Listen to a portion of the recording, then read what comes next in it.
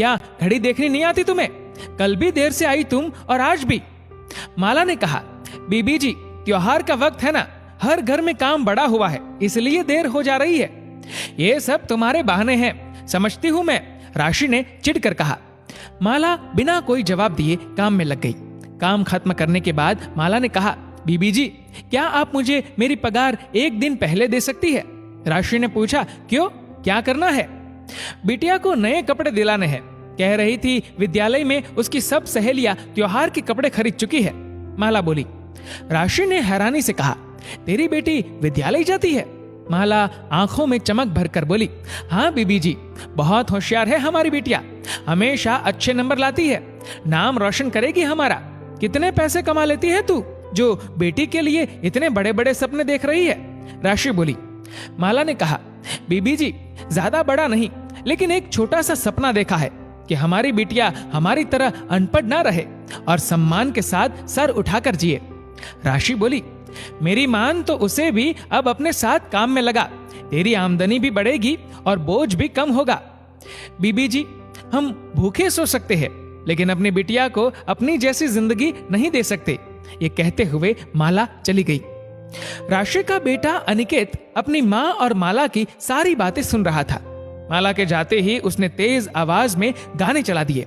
गानों की आवाज सुनकर राशि अनिकेत के कमरे में पहुंची और बोली, पढ़ाई के वक्त गाने क्यों सुन रहे हो तुम? 2 दिन बाद IAS की परीक्षा है और तुम्हें मस्ती सूझ रही है। अनिकेत ने कहा, मम्मा जैसे एक मेड़ की बेटी को हक नहीं कि वो पढ़ लिख कर सम्मान के साथ जिए, बड़े सपने देखे, वैसे ही एक क्लर्क के बेटे को भी ये अधिकार नहीं कि वो अधिकारी बनने के सपने देखे। राशि बोली, तुम्हारा दिमाग खराब हो गया है क्या? किसकी तुलना किससे कर रहे हो? अनिकेत ने जवाब दिया, मैं एक माँ की तुलना दूसरी माँ से कर रहा हूँ मम्मा। जिस तरह आप चाहती है मेरी जिंदगी, मेरा ओहदा पापा से ऊंचा हो, वैसे ही माला चाची भी तो चाहती है उनकी बेटी की जिंदगी उनसे अच्छी हो। फिर वो गलत और आप सही क्यों? अनिकेत की बात सुनकर राशि को अपनी गलती का एहसास हुआ। उसने अनिकेत से कहा, बेटे तुमने मुझे मेरी गलती का एहसास दिलाया, मुझे गर्व है कि मैं तुम्हारी माँ हूँ। कल माला के आते ही मैं उससे माफी मांग लूंगी। अनिकेत ने कहा, मम्मा अगर सचमुच आपको अपनी गलती का एहसास है तो आप माफी मांगने के साथ साथ माला चाची को सहयोग दीजिए उनकी बेटी के सपने पूरे करने में। मैं ऐसा ही करूंगी बेटे, ये कहकर राशि चली गई। अगले दिन माला को आने में फिर देर हो गई। वो डरी हुई राशि के पास पहुंची और देर से आने की माफी मांगी। राशि ने कहा, कोई बात नहीं माला, तुम जल्दी से काम कर लो, मुझे तुमसे कुछ बात करनी है।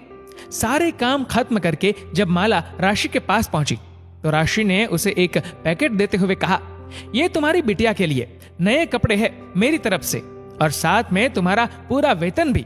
माला हिचकिचाते हुए बोली, बीबी जी इसकी क्या जरूरत थी? राशि ने कहा, जरूरत थी माला, इसी बहाने मैं अपना अपराध कम करना चाहती हूँ जो मैंने कल किया तुम्हारे सपनों का मजाक उड़ाकर। मुझे माफ कर दो।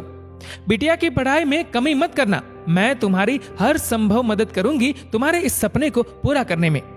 राशि की बात सुनकर माला की आंखों में आंसू आ गए। उसने कहा, बीबी जी हमने कोई बहुत अच्छा काम किया होगा कि आप हमें मिली, हम हमेशा आपके आभारी रहेंगे। तभी अनिकेत वहां आया और बोला, चाची आपको किसी का आभारी होने की जरूरत नहीं है, हम सब एक दूसरे पर एहसान नहीं कर रहे बल्कि इंसान होने का अपना दायित्व निभा रहे हैं। अनिकेत को ढेर सारा आशीष देकर माला चली गई और इधर अनिकेत राशि के गले लगते हुए कह रहा था, मम्मा मुझे गर्व है कि मैं आपका बेटा हूं। दोस्तों इस वीडियो को लेकर